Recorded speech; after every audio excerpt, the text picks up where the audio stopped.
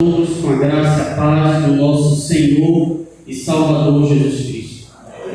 Para mim é uma imensa alegria e gratidão poder estar diante de vocês para poder pregar a poderosa palavra de Deus. Amém.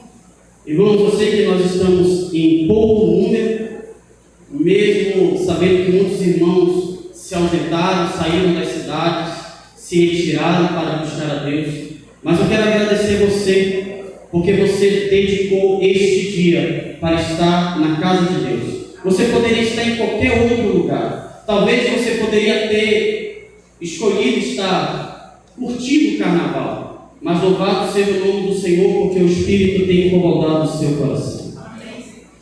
Irmãos, todo o primeiro sábado de cada mês, nós dedicamos este sábado para tratar acerca da obra missionária. O objetivo de Cristo de ter nos tirado do mundo, de ter nos tirado do lamaçal, da podridão do pecado, é porque Ele nos chamou de lá para sermos suas testemunhas. E nesta manhã eu quero pedir para que o meu irmão possa projetar o tema.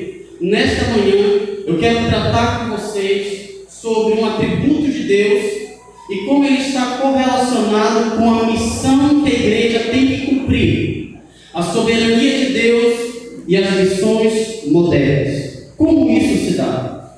Eu quero convidar a todos a se colocarem de pé e abrir a palavra de Deus no Evangelho de Mateus, capítulo 24, versículo 14. Evangelho de Mateus, capítulo 24, versículo 14.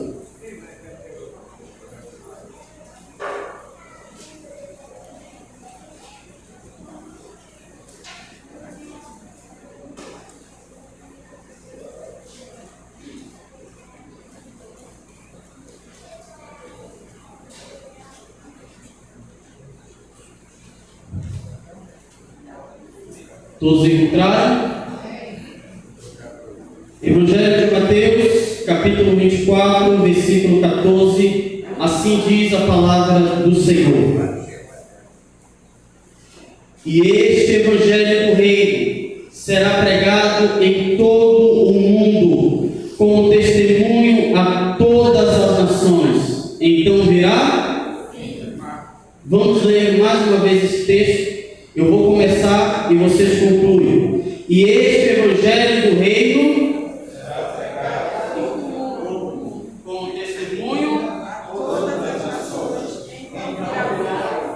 Amém? Amém? Quero pedir para que as minhas irmãs possam se retirar, por favor. E aos demais podem tomar vossos assentos em nome de Jesus.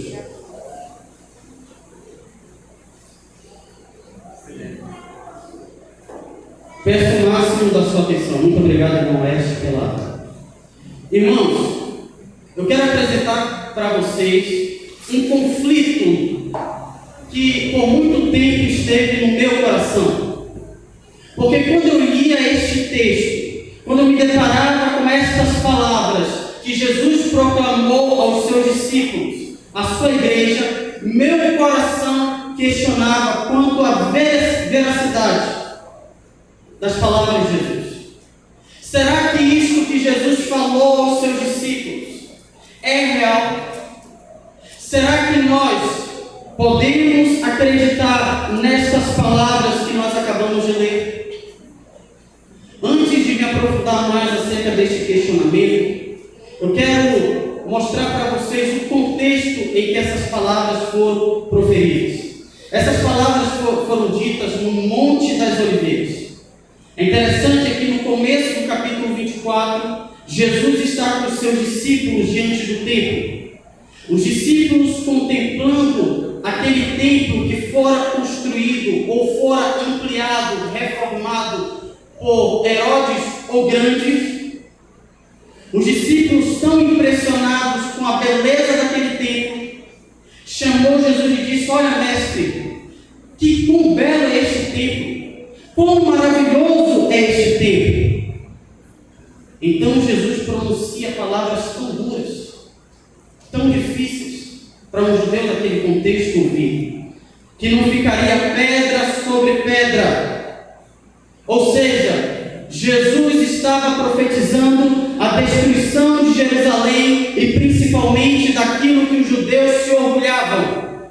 que era o templo. E isso instigou os discípulos a perguntarem para Jesus quando seria o fim de todas as coisas. Quando seria a consumação dos séculos e que sinais? Ou quando ocorreria a destruição do templo? Então Jesus ele passa a explicar os sinais que apontam para a sua vinda e também ele apresenta àqueles discípulos o sinal que marca exatamente o fim do mundo, que é a pregação do Evangelho. Mas, quando lemos essas palavras de Cristo, que o Evangelho do Reino será propagado a todo mundo, que o Evangelho do Reino seria pregado a todo mundo, nos 4 cantos dessa terra, nós lidamos com um questionamento. Será que estas palavras são reais? Será que nós podemos acreditar nessas palavras? Será que tem como o Evangelho do Reino ser pregado em todo o mundo, a todas as pessoas? E quando eu me deparo, irmãos, com essas palavras, logo eu vejo os desafios que a Igreja Adventista enfrenta na propagação deste Evangelho. Um desses desafios é conhecido como a janela 1040. O que quer dizer essa janela? São lugares onde tem pouca predominância do cristianismo, onde o Evangelho é difícil de chegar por conta da perseguição. Um dos desafios que esta igreja enfrenta é levar o Evangelho à janela 1040, a países que o Evangelho é proibido de ser propagado. Outra dificuldade que o Adventismo enfrenta é a janela pós-cristã. E o que é essa janela pós-cristã? São lugares onde o cristianismo cresceu, se propagou, onde o cristianismo teve força, mas com o passar do tempo, por conta do secularismo, do racionalismo, do iluminismo, que culminaram no ateísmo, levou a muitos a abandonar o Evangelho. E nós estamos falando da Europa, um lugar onde houve a reforma protestante, onde o protestantismo predominou, onde foi exaltada a palavra de Deus. Muitas igrejas históricas, igrejas onde Martinho Lutero pregou, onde John Wesley pregou, onde John Knox pregou, onde John Hus pregou. Hoje, essas igrejas estão vazias. Igrejas que dentro delas tem bar. Igrejas que foram vendidas ao islamismo. Igrejas que antes eram fortes na palavra, agora aceitam ideologias contrárias à palavra de Deus. Eu me lembro de uma publicação feita pelo nosso irmão Jefferson, que tem um ministério, A Última Verdade Presente. Ele está fazendo uma série embasada no grande conflito. E ele visitou uma igreja onde John Wesley, Martinho Lutero, João Calvino, homens que Deus levantou para trazer a reforma protestante, logo na frente dela, na frente dessa igreja, havia uma bandeira LGBT. E nos cultos, a propagação de que não existe homem e mulher, não importa quem você seja, o importante é você seguir o seu coração. Esse é um dos desafios que a Igreja Adventista do Sétimo Dia tem enfrentado. Outro desafio, a janela urbana, que é a pregação do Evangelho em lugares com mais de 1 milhão de habitantes. Como alcançar lugares onde tem muitos habitantes, de todo tipo de pensamento, de todo tipo de ideologia, todo tipo de filosofia. Como conquistar esse povo? Outro desafio, e eu descobri, irmãos, estudando este tema, outro desafio que a igreja adventista enfrenta é a janela 4.14. E o que quer dizer essa janela 4.14? É a pregação do Evangelho a crianças. Onde o Evangelho tem que alcançar os corações dos pequeninos. Lugares onde crianças são proibidas de ouvir a palavra de Deus.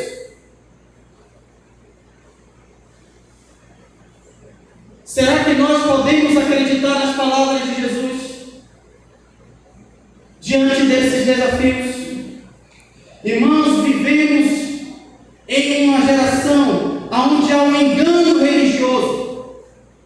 Igrejas propagando um falso evangelho, um falso ensino. A pergunta é: tem como o evangelho ser propagado em uma sociedade que tem propagado um falso evangelho? Aonde igrejas têm se tornado o palco do dinheiro, aonde pastores se venderam ao Deus Mamon? Será que tem como pregarmos o evangelho em um mundo aonde há tantas religiões e cada religião propagando uma pseudo-verdade? Será que nós temos como pregar o evangelho a uma sociedade hedonista, uma sociedade que visa satisfazer seus desejos carnais? E você vive em uma época onde o carnaval está aí. Pessoas que saem das suas casas, aonde não há um compromisso. Pessoas se prostituindo em plena luz do dia. Será que tem como o evangelho ser pregado nesta sociedade aonde nossas crianças são despertadas para a imoralidade sexual? Mulheres nuas na rua, homens nus, aonde jovens não querem nada com o evangelho, aonde as baladas estão abarrotadas de pessoas que, se não se arrependerem, serão lançadas no inferno. Será que tem como o evangelho ser propagado? Será que tem como o evangelho ser propagado em uma sociedade onde aprova a pauta homossexual?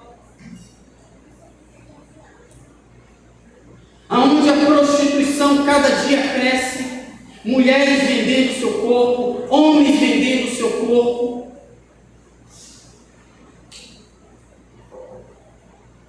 Onde jovens se entregam completamente às drogas. Será que tem como o evangelho ser propagado? Aonde a violência cada dia mais cresce, nos assusta, violência contra a mulher, violência contra a criança, violência contra o idoso, assassinato, homicídio. A pergunta é: será que tem como o evangelho ser pregado em todo o mundo? E aí? Será que podemos levar essas palavras? Será que nós podemos confiar nestas palavras? Sabe por quê, irmãos? Muitas vezes nós temos esse tipo de dúvida porque nós negligenciamos este tema aqui: a soberania de Deus. Porque muitas vezes nós nos questionamos diante desses desafios. Porque nos questionamos como que o evangelho do reino será propagado em todo o mundo? Porque nós desconhecemos a soberania de Deus. E eu faço uma pergunta: quem disse essas palavras? O evangelho do reino será pregado a todo mundo, em testemunho a todas as nações. Quem disse isso, irmão? Quem disse isso, irmãos? Jesus. E quem é Jesus? Ele é Deus, Ele é o Verbo de Deus, Ele é o Filho de Deus. João disse que todas as coisas foram feitas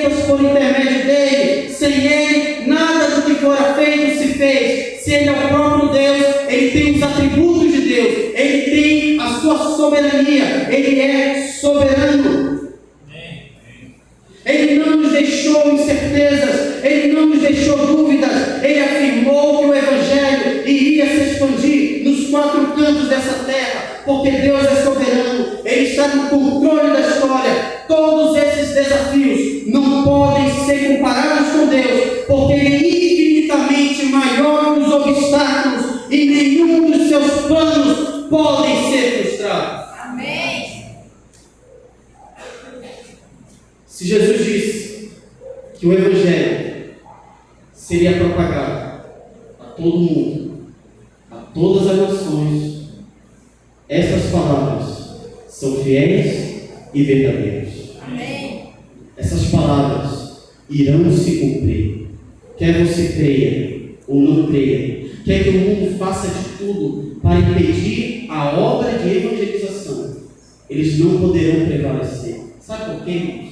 Porque a Bíblia nos diz o seguinte, em Mateus capítulo 16, versículo 18, palavras de Jesus: e também eu te digo que tu és Pedro, e sobre esta pedra edificarei a minha igreja, e as portas do inferno não prevalecerão contra ela. Amém. Glória a Deus. Podem se levantar qualquer pessoa, podem implantar leis, impor leis que sejam contra o cristianismo, mas nós cremos que as portas do inferno não prevalecem contra a igreja de Deus. Amém. Porque Ele é soberano, Deus é soberano, Ele está no controle da história, nada foge das suas mãos. Amém. Diante desses desafios, como Deus tem lidado diante desses desafios? Como Deus tem lidado com esses desafios? E quais os meios que Deus tem utilizado que provam sua soberania, na qual o Evangelho do Reino será propagado a todo mundo em testemunho a todas as nações? E esse é o objetivo da minha mensagem. Como que Deus lidou com esses desafios e tem lidado, que nos provam que estas palavras vão se cumprir? Primeiro, a internet e os meios de comunicação. A internet e os meios de comunicação são utilizados por Deus para que o Evangelho seja propagado a todo o mundo.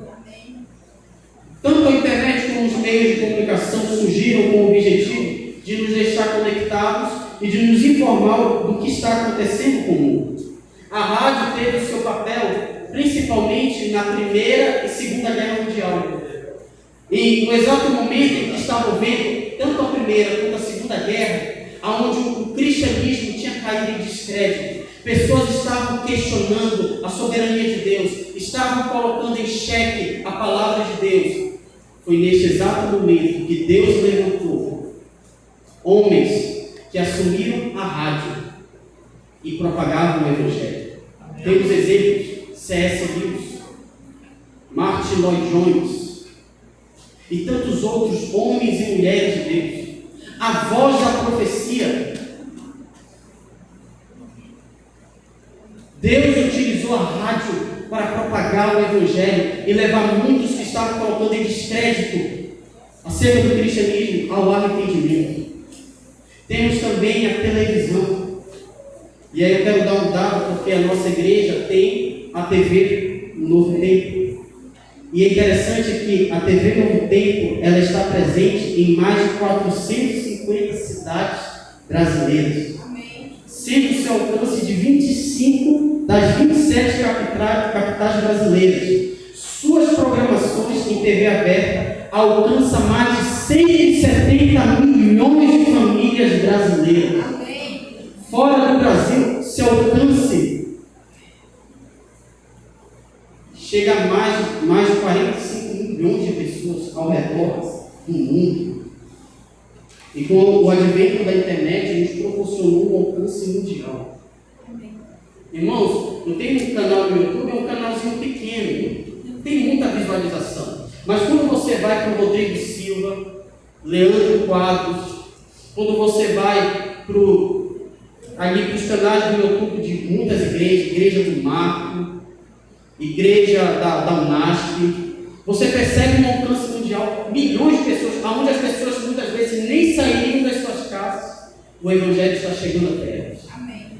E até em lugares, até o Rodrigo Silva contou um testemunho na convenção jovem, de um jovem que vive em um dos países da janela 1040, aonde escondido ele teve contato com as mensagens do Rodrigo Silva. E ele, que era um islâmico, se converteu ao cristianismo.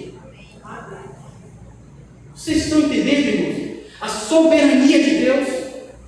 Se Cristo prometeu que o Evangelho seria propagado em todo o mundo, então isso irá se cumprir. Então a primeira forma que Deus nos prova que Ele é soberano, principalmente sobre a missão, sobre as missões modernas, são os meios de comunicação e a própria internet. Segundo, como que o Evangelho do Reino será propagado em todo o mundo? Por meio da natureza. A natureza nos revela quem é o Criador. Não é à toa que Paulo, em Romanos capítulo 1, versículo 19 a 20, vai dizer: porque o que se pode conhecer a respeito de Deus está claramente revelado entre eles, pois Deus o tornou conhecido, pois desde a criação do mundo, os atributos invisíveis de Deus, seu eterno poder e sua própria divindade podem ser reconhecidos e percebidos nas coisas que foram criadas, de modo que tais homens são, portanto, indesculpáveis.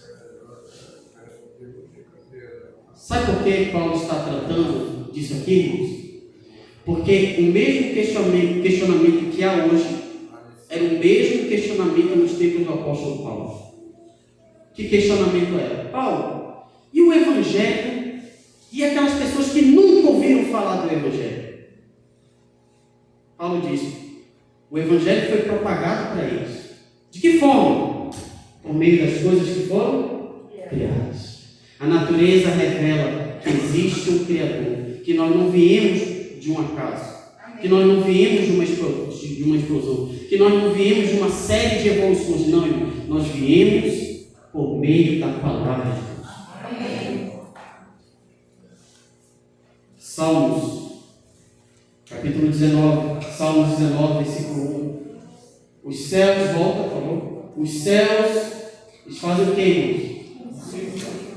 O firmamento faz o quê? Por isso, todos são indesculpáveis. Isaías, capítulo 40, versículo 26. Levantem os olhos para o alto e vejam quem criou essas coisas, quem faz sair o seu exército e chama todas pelo seu nome, por causa da grandeza de sua força e do seu poder, nenhuma delas falha. E Apocalipse capítulo 4, versículo 11. Digno és, Senhor e Deus nosso, de receber a glória, a honra e o poder. Por quê? Porque todas as coisas foram criadas por tua vontade e existem. Somos indesculpáveis. Ellen White, no livro Caminho a Cristo, ela vai dizer: Deus uniu nosso coração a Ele por meio de incontáveis provas no céu e na terra, por meio da natureza e dos mais eternos laços que o coração pode conhecer. Deus procura se revelar para nós. Amém. Nós não ficamos, irmão, nós não fomos deixados à ignorância, à mercê da ignorância, não, irmãos. Deus sempre procurou se revelar aos seres humanos. Mas Gabriel, aqueles índios, antes de Cabral, eles tiveram o conhecimento do Evangelho, porque Deus não deixou de se revelar. Como que o Evangelho do Reino será propagado a todo mundo? A natureza revela que existe um Criador. Terceiro, outra forma do Evangelho ser propagado será por meio das publicações, por meio será por meio da literatura. Veja o que a serva do Senhor vai dizer. Efeitos Finais, página 131. Mais de 1000 se converterão rapidamente em um só dia, a maioria dos quais reconhecerá haver sido primeiramente convencida por meio da leitura de nossas publicações. Amém. Quando você entrega um livro, quando você entrega um folheto, é uma forma de você estar propagando o Evangelho. Amém. Quantas pessoas se renderam a Cristo e se uniram ao povo remanescente, à igreja adventista do sétimo dia, por conta de um livro, por conta de uma literatura? Um amigo do meu pai, chamado Ricardo, ele estava prestes a se tornar um padre. E sabe o que fez ele não se tornar um padre? É porque ele encontrou, jogado na rua, o livro O Grande Conflito. Amém. E ele se rendeu ao Evangelho e à mensagem do remanescente. Amém. Como que muitas pessoas se converterão em um único dia? Porque o livro do Grande Conflito, as publicações, os livros que você entregou, essas pessoas tiveram contato. No começo elas não se renderam, mas quando o Espírito Santo descer sobre esta igreja sair propagando o Evangelho da cruz, eles se lembrarão daquilo que eles leram e irão se unir ao povo remanescente. Então, uma das formas do Evangelho do Reino ser propagado a todo mundo, a todas as nações. Outra forma do Evangelho do Reino ser propagado é por meio da nossa casa, é por meio da nossa família.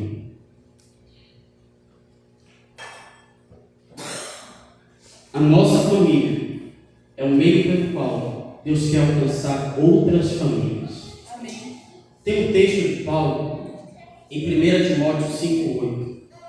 Paulo vai dizer: se alguém não cuida dos seus, especialmente dos que pertencem à sua própria casa, negou a fé e é pior do que um infiel.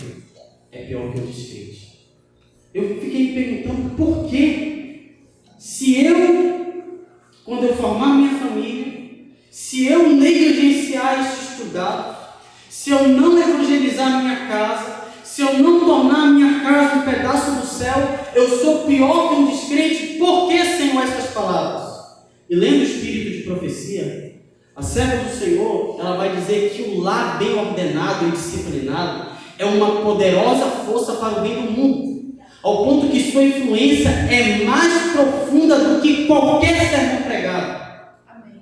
Muitas vezes ficamos admirados com o conhecimento que o Rodrigo Silva tem. Muitas vezes ficamos admirados com a oratória do grande pregador evangelista Billy Graham, seus sermões poderosos e impactantes. Muitas vezes ficamos impressionados das mensagens que vêm aqui desse púlpito. Mas a maior mensagem que pode ser dada ao mundo é um lar bem ordenado. Filhos bem ordenados, filhos bem disciplinados, uma mulher de Deus, um homem de Deus, filhos que foram criados para o reino dos céus. É o maior sermão que você pode dar ao mundo. E muitas vezes, as famílias cristãs têm negligenciado isso aqui. Eu acompanho um perfil de Instagram, perfil de uma mulher que ela é ateia. Ela não crê em Deus. Ela era cristã, deixou o cristianismo, se tornou ateia. E uma das publicações que ela fez, ela disse o seguinte: olha, eu ensino meu filho, não na Bíblia, eu ensino meu filho na teoria de Charles Darwin. Eu ensino ele no ateísmo porque eu quero prepará-lo para que quando um cristão fanático vier conversar com ele, que ele não venha se render a esta coisa de cristianismo que é ilusório, que é mentiroso. E aí eu me deparei com aquela publicação, eu disse: meu Deus, uma mulher que tem filosofias ateias, uma mulher que não crê em Deus, ela está fazendo aquilo que é o nosso dever fazer, preparar a próxima geração para a propagação do Evangelho. Você, pai, Você, mãe, você tem preparado os seus filhos para a proclamação que será no âmbito mundial? Enquanto essa mulher dela prepara o seu filhinho para ser um militante contra o cristianismo, muitas vezes nós nem preparamos os nossos filhos. E se preparamos de uma forma totalmente equivocada. E aí, quando ele se depara com essas pessoas, ele começa a questionar a sua fé. A culpa é de quem? Dos pais. Não adianta você terceirizar o seu dever como pai, o seu dever como mãe, terceirizar para o pastor, para os líderes dessa igreja. Porque não é dever deles ensinar seus filhos no caminho do Senhor. O dever desta igreja, o dever do pastor, o dever dos líderes é apenas fornecer ferramentas para que você tenha uma fé sólida. Mas o ensinamento vem de casa. Quem é esse dever? O pai. Mas se há mães, se há mulheres que o marido não é, então você vai ter que assumir um papel que era do seu marido. Ensinar tanto o seu esposo quanto os seus filhos no caminho do Senhor. Ela se aprofunda ainda mais. Ela vai dizer o seguinte, no Lar Adventista, página 32. A maior evidência do poder do cristianismo na família é um lar bem governado e bem disciplinado. A influência de um lar cristão é a maior prova do poder da verdade. Quantas pessoas se renderam à nossa igreja por conta de uma família bem disciplinada? Tem uma família que hoje eles são adventistas do sétimo dia e eles dizem, é a família do seu Edival e da Neila. Eles sempre dizem, sabe por que eu sou adventista? Sabe por que eu me converti? Por conta da minha família, meu pai e minha mãe. Porque vocês têm uma família bem ordenada e disciplinada. Porque, como diz a serva do Senhor, a maior evidência que o cristianismo é real, é puro, não é algo mentiroso, não é algo fantasioso. A maior evidência é quando há um cristianismo dentro do lar. É a maior prova do poder da verdade. É por isso que Paulo utiliza aquelas palavras. Aqueles que não têm cuidado dos seus, e principalmente os da sua própria casa, têm negado a fé e é pior que o descrente, porque o descrente ensina o seu filho a ser descrente. E qual é o dever do pai cristão? Ensinar seus filhos a como serem verdadeiros cristãos. Como que o Evangelho será propagado em todo o mundo? É por meio da nossa casa. E último, como que o Evangelho será propagado em todo o mundo, em testemunho a todas as nações?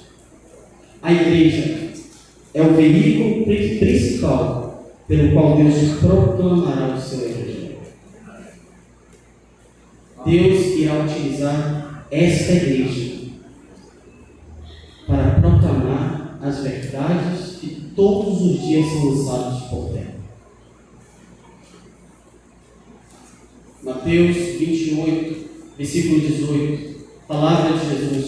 Portanto, vão e façam discípulos de todas as nações, batizando-os em nome do Pai, do Filho e do Espírito Santo.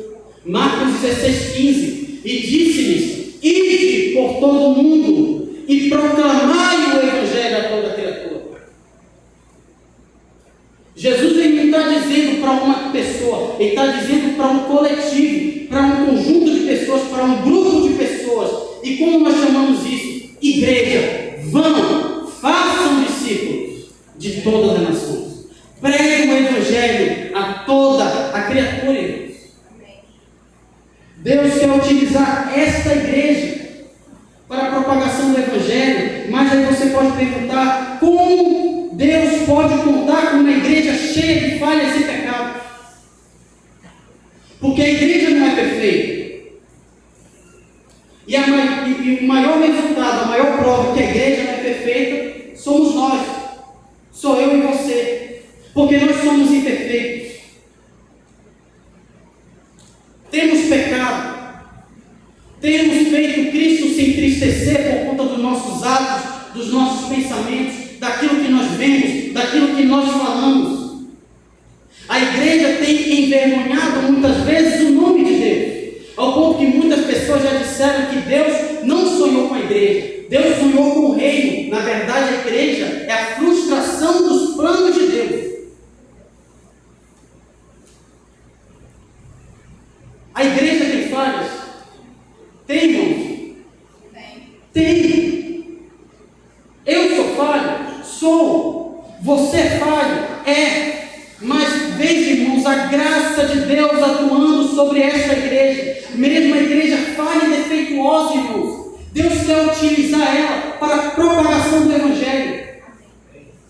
Como que Deus pode utilizar um povo falho e defeituoso, irmãos? Mensagens Escolhidas, volume 2, página 396. A igreja de Cristo, embora fraca e defeituosa, é o único objeto na terra ao qual Ele concede sua suprema consideração. Amém. É a igreja. É a igreja. Deus contará com esta igreja. Deus conta conosco.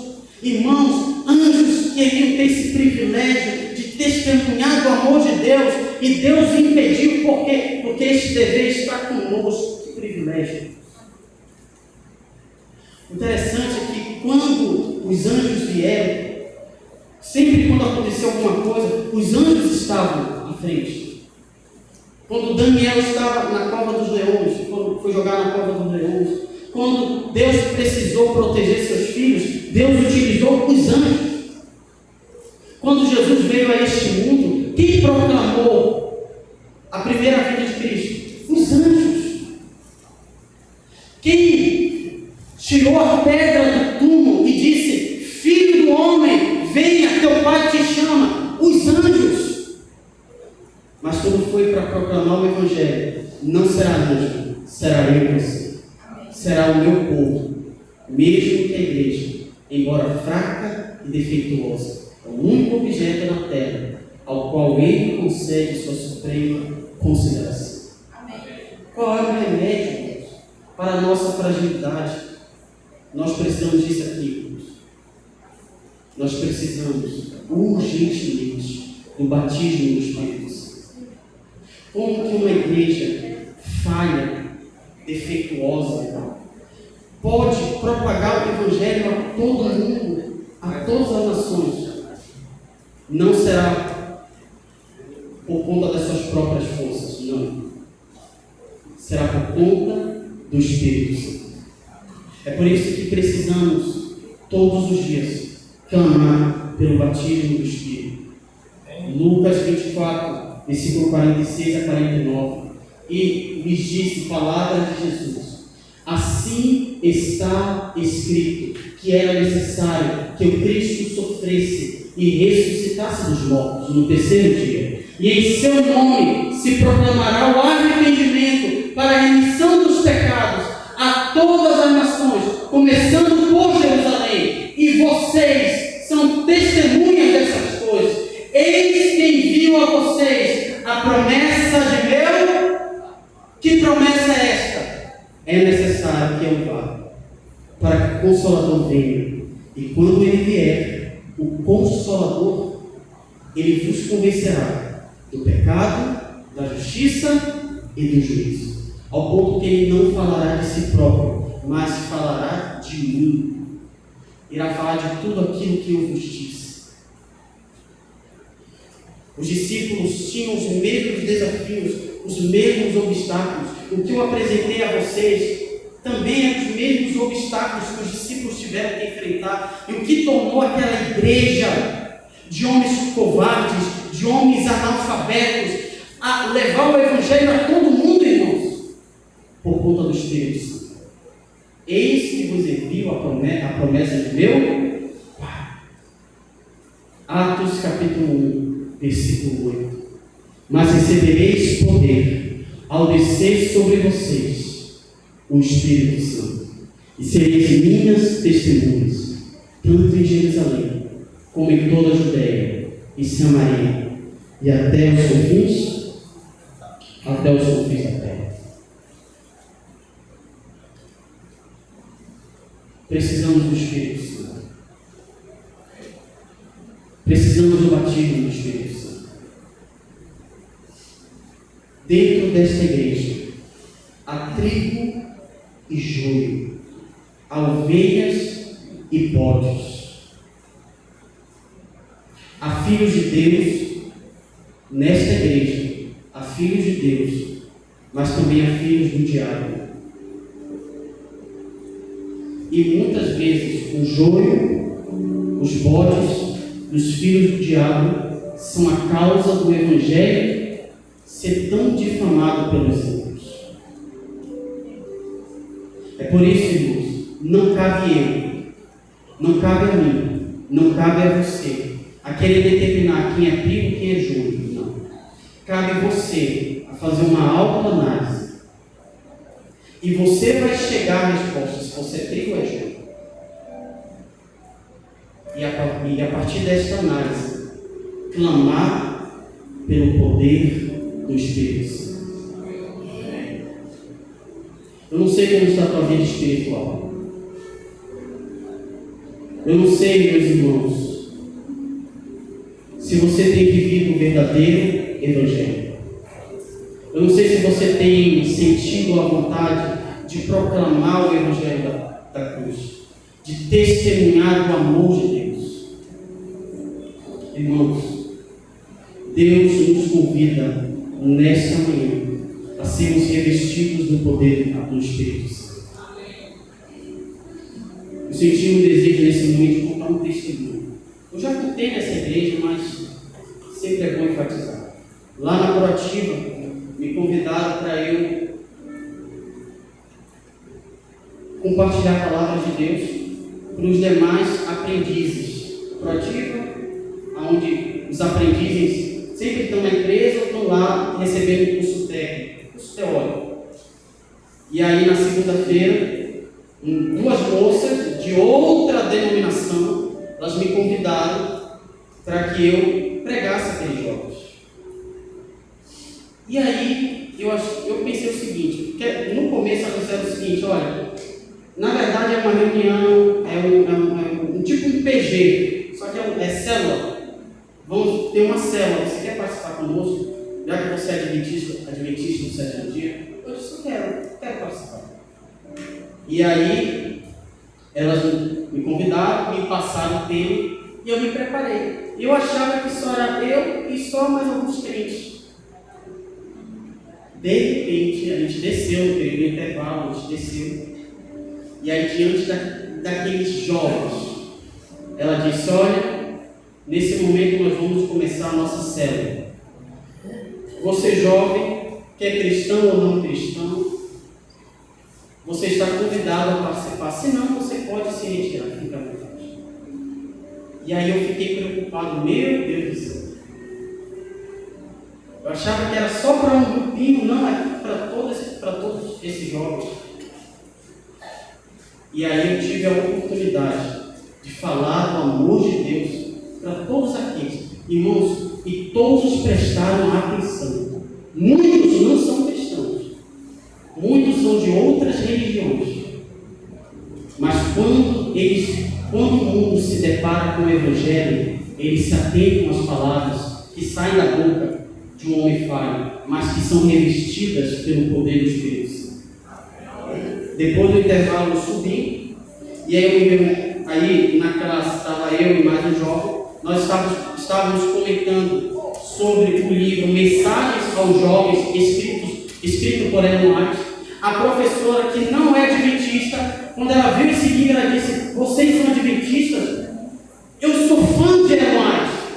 Eu gosto dos livros dessa mulher. Essa mulher me levou a ter uma compreensão mais clara acerca da pessoa de Jesus. E eu quero desafiar você a escolher um parágrafo para ler para esses 30 alunos que estão aqui.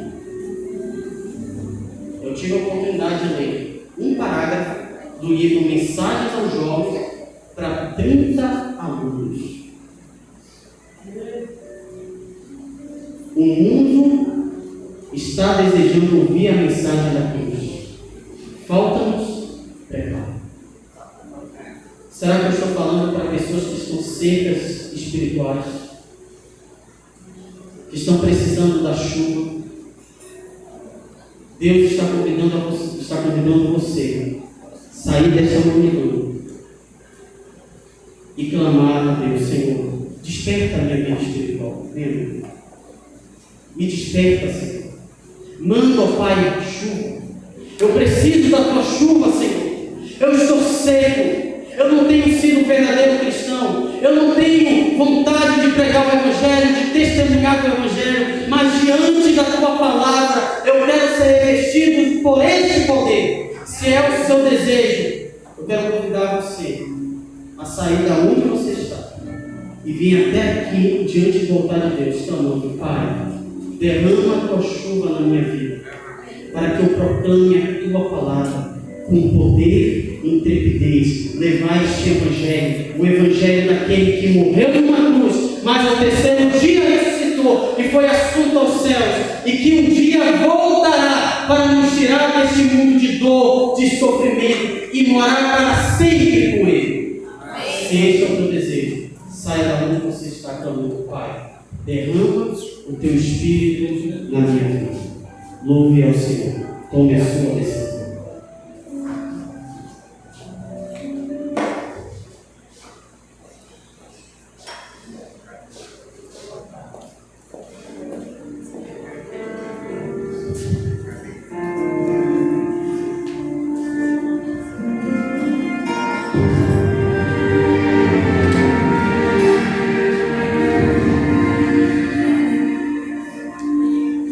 Torrão de terra seca, já cansou de esperar pela chuva que não veio e não caiu.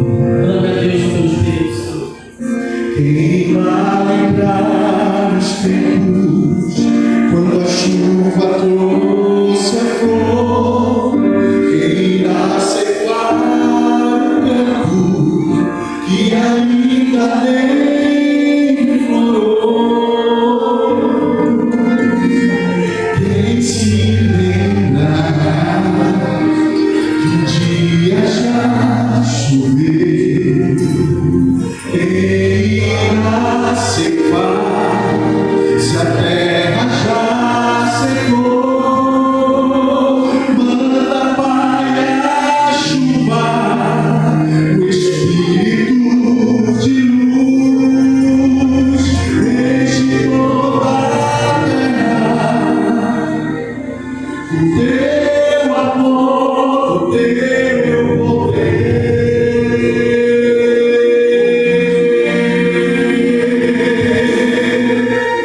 Clame ao Senhor. Vejo o mundo se acabando, Deus está no nosso meio. pois o tempo já se foi. Ele está se Já chegou e ainda estou aqui. Quanto falta para cumprir a promessa do Senhor? Quanto tempo esperaremos pela chuva do poder?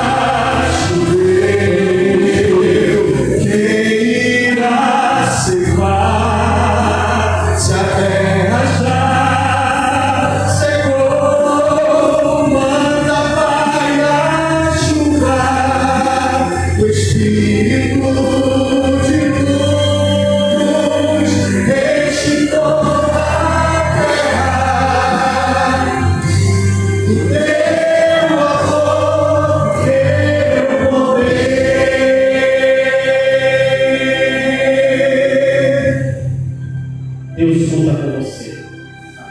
Ele não precisava contar conosco, porque Ele é soberano. Ele poderia Ele mesmo cumprir.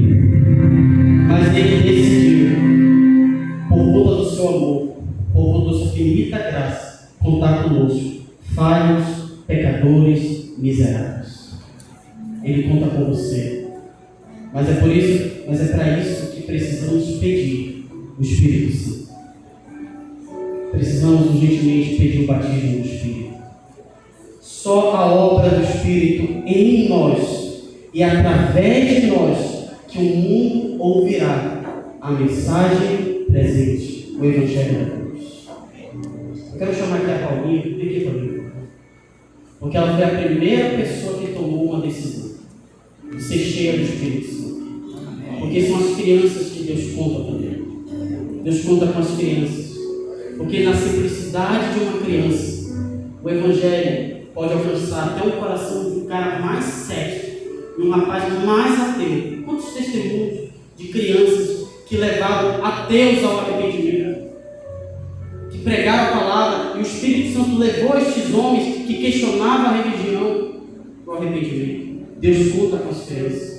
Deus conta com os jovens, com os adolescentes. É por isso que todos os dias eu clamo ao Senhor, tenha misericórdia de mim e me enche do teu Espírito. E aos idosos, vocês não estão aposentados desta obra. Não há aposentadoria no reino dos céus. Deus conta com os idosos. É por conta da sabedoria de vocês que o Evangelho pode chegar também na sua simplicidade, mas com poder. Precisamos do Espírito. Louvado seja Deus, porque vocês tomaram a decisão de proclamar o Evangelho da cruz, claro, cheios do poder do Espírito Santo.